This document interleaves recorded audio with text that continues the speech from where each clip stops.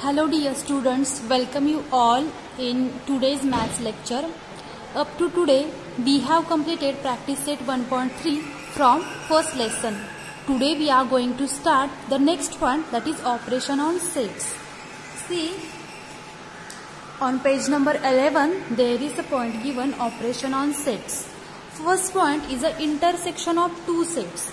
Now what is meant by intersection of two sets? Suppose A and B are two sets. Then the set of all common elements of A and B is called the intersection of set A and B. खूप सोपं आहे बघा. जर दोन आपल्याकडे sets असतील, set A आणि set B, जर या दोन सेट A आणि B मध्ये दोघांमध्ये जे कॉमन एलिमेंट आहेत त्यांना intersection of set A and set B असं म्हणतात. ठीक आहे. It is denoted as A intersection B. ह्याचं जे नोटेशन आहे ते असं आहे. It is denoted by A intersection B and read as A intersection B. Therefore, we can say that A intersection B is nothing but the set where X is belongs to A and also X is belongs to B. Now we will see one example. Let A be the set including elements 1, 3, 5, 7 and B be the set including elements 2, 3, 6, 8. Now let us draw Venn diagram for these two sets. Okay. See, I am going to draw a Venn diagram like this using circles.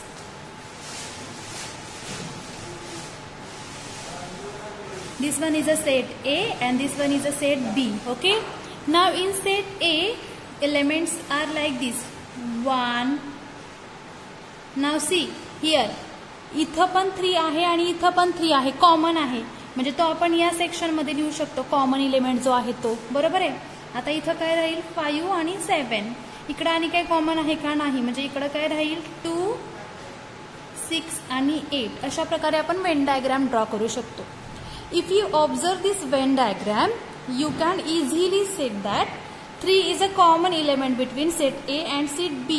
Okay, and according to our definition, if there is a common element between two sets, then that is denoted as a intersection. Okay, so we can write here A intersection B is equal to, in curly bracket, 3. Understand?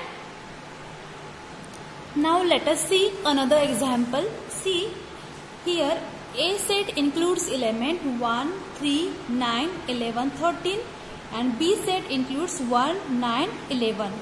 If you observe these two sets, we having here element 1, 9 and 11 are common in between that two one, right? या दोन sets मध्ये 1, 9, 11 हे element common आहेत. बरोबर आहे. So elements 1, 9, 11 are common elements.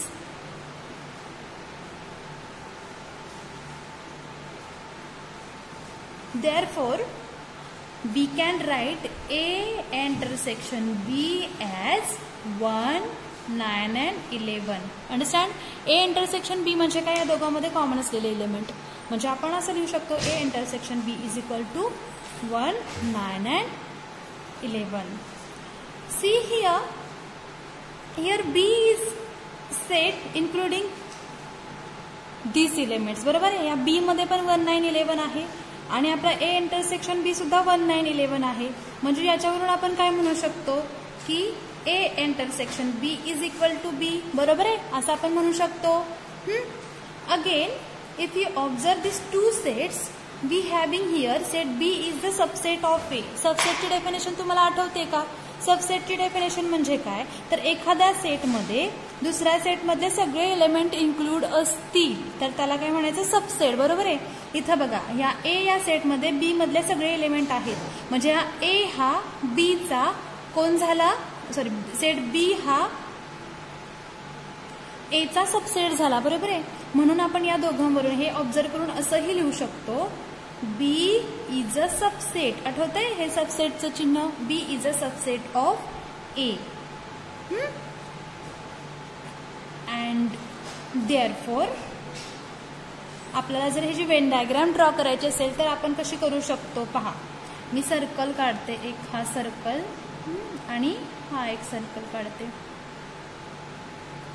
तर हा जो सेट आहे छोटा तो आपण बी घेऊया, हा ए घेऊया. बी मध्ये कोणकोणते एलिमेंट आहेत 1, 9, 11. राहिलेले एलिमेंट ए मध्ये लिहूया म्हणजे 3 अँड 13. ओके. मग याच्यावरूनही आपण म्हणू शकतो की B is a subset of A. Right.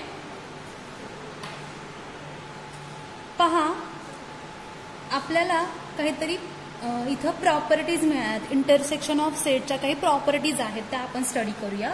So our point is properties of intersection of sets. First property is like this: if A intersection B, then B is also intersection of A. जर A intersection म्हणजे A intersection B is always equal to B intersection A. बरोबर आहे.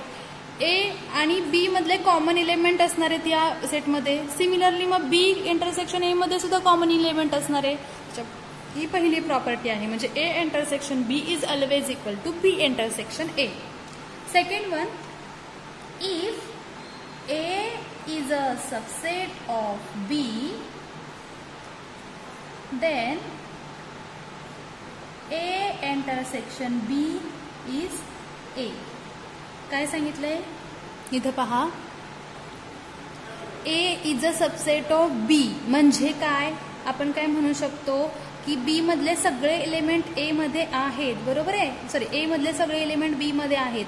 तर ए intersection बी हा ए येणार आहे. आता आपण जसं एक्झाम्पल पाहिलं होतं तसं. ठीक आहे. थर्ड प्रॉपर्टी आहे if A intersection B is equal to B, then B is a subset of A. If A intersection B is equal to B आलं तर B is a subset of A असणार आहे. ठीक आहे. Then fourth one, if A intersection B is a subset of A and A intersection B is a subset of B. काय सांगितलंय? A intersection B is subset of A and A intersection B is subset of B. Fifth one, A intersection A dash is equal to 5. Now what is meant by A dash? Here A dash is a complement of A. म्हणजे याचं meaning काय होतं तर A हा जो set आहे त्याचा जो कॉम्प्लिमेंट आहे त्या दोघांचा जर इंटरसेक्शन घ्यायचा म्हणला तर तो 5 येणार आहे. 5 म्हणजे काय रे? 5 म्हणजे नल सेट. बरोबर आहे का? 5 म्हणजे नल सेट. मग ए इंटरसेक्शन ए डॅश म्हणजे ए मध्ये एलिमेंट आहेत आणि ए डॅश म्हणजे काय? ए सोडून. मग त्या दोघांमध्ये काही कॉमन येऊ शकतं का? नाही. म्हणजे ए इंटरसेक्शन ए डॅश काय येणार आहे? 5 येणार आहे, नल येणार आहे. बरोबर आहे. Next, A intersection A is equal to A. बरोबर आहे. ए हा एक तुम्हाला सेट दिला आणि त्याचा इंटरसेक्शन ए शीच घ्यायचा झाला तर ए आणि ए मध्ये कॉमन काय असणार आहे? एच असणार आहे. बरोबर आहे. So A intersection A is a. And seventh one, A intersection 5 is 5. Suppose तुम्हाला एक ए हा सेट दिला आणि त्याचा तुम्हाला इंटरसेक्शन घ्यायचा असेल 5. 5 म्हणजे काय? Null element, null set. Null set म्हणजे त्याच्यामध्ये एलिमेंट नसणार आहेत. तर त्या दोघांमध्ये कॉमन काय येणार आहे? काहीच कॉमन येणार नाही. Okay. So these are some properties of intersection of sets. ठीक आहे. नाव we will see the next point, that is disjoint sets. Second one, disjoint sets.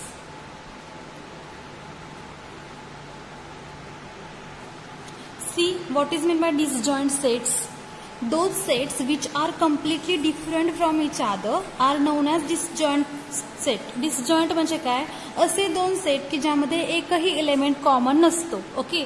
For example, let A be the set having element 1, 3, 5, 9 and B be the set having element 2, 4, 8. If we observe carefully these two sets, then there is no any element which is common between that two one. So these two sets are known as the disjoint sets. If we draw Venn diagram for these two sets, then we have to draw like this.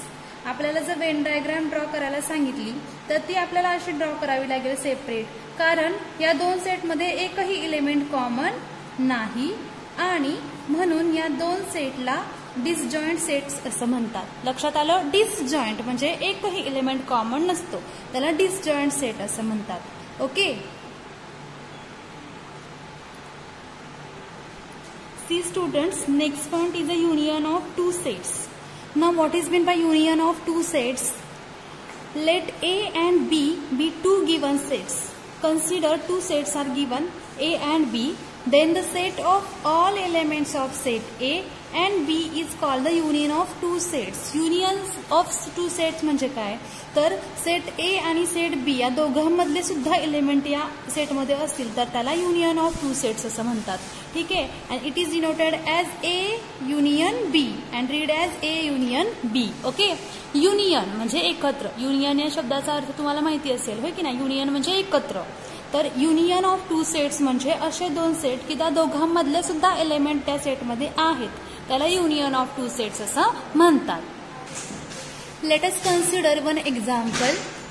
Late A including elements -1, -3, -5 and 0 and B with the set including elements 0, 3, 5. Then according to our definition, A union B is a set which includes all these two elements. So we can write here like this: -3, -5, 0, -1, 3 and 5. Okay. See, from this one we can say like this: A union B is always equal to B union A. सोपं आहे. A union B म्हणजे काय? तर या दोघांमधले सुद्धा element या सेटमध्ये आले पाहिजे. ठीक आहे. याला युनियन सेट असं म्हणतात. Now we will see some properties of union of sets. First one property is like this: if A union B is always equal to B union A. Obviously from this example also we can say that A union B is always equal to B union A.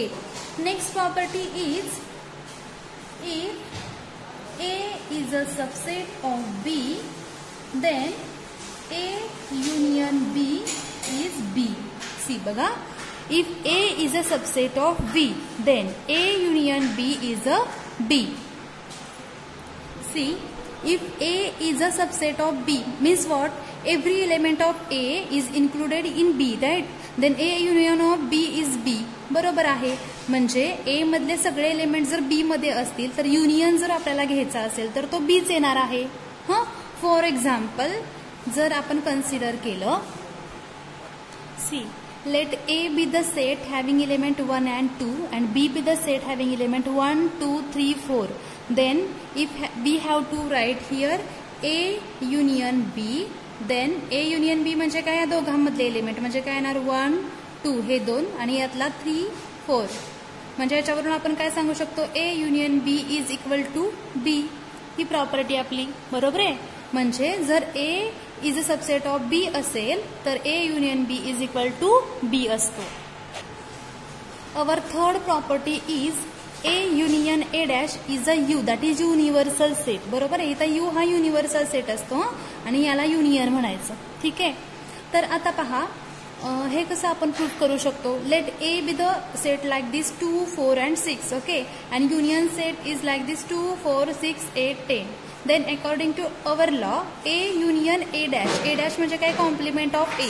म्हणजे आपण याच्यासाठी जर Venn diagram draw केली तर ती Venn diagram कशी येईल आपली? युनिव्हर्सल सेटसाठी रेक्टँगल ड्रॉ करूया आपण आणि त्याच्यामधला जो आपला A सेट आहे त्याच्यासाठी सर्कल ड्रॉ करूया. तर हा A सेट झाला, हा युनिव्हर्सल सेट झाला. ए सेटमध्ये कोणते एलिमेंट आहेत 2, 4 अँड 6. ओके. आणि युनिव्हर्सल सेटमध्ये हे राहिलेले म्हणजे 8 आणि 10. तर पहा, हा झाला ए आणि हा युनिव्हर्सल सेटमधले जे एलिमेंट आहे तो झाला ए डॅश. तर according to our law A union A dash म्हणजे ए युनियन ए डॅश म्हणजेच कोण आहे, यू आहे. Okay, understand. Then next property is like this. Fourth one, A union A is equal to A. सोपं आहे. याच्यावरूनच मी तुम्हाला सांगते. हे बघा, if A is a set including element 2, 4, 6 then union of A. एचा जर युनियन घ्यायचा असेल तर ऑब्विसली तो एच असणार आहे. ओके. आणि फिफ्थ प्रॉपर्टी आहे A union phi is equal to A. Phi म्हणजे काय असतो, नल एलिमेंट, नल सेट असतो म्हणजे त्याच्यामध्ये एलिमेंट नसतात. मग ज्याच्यामध्ये एलिमेंट नाहीत त्याचा आणि युनियन एचा घेतला म्हणजे हा एक ए हा आपला एक सेट आहे कन्सिडर करा आणि फाय एक सेट आहे लाईक दिस. तर या दोघांचा युनियन म्हणजे ह्या दोघांच्या मधले मिळून एलिमेंट्स घ्यायचे असेल तर तो हा एच सेट येणार. म्हणून आपण काय म्हणू शकतो, A union phi is equal to A. Okay, so in this way we have completed our next point, that is properties of set today. Okay.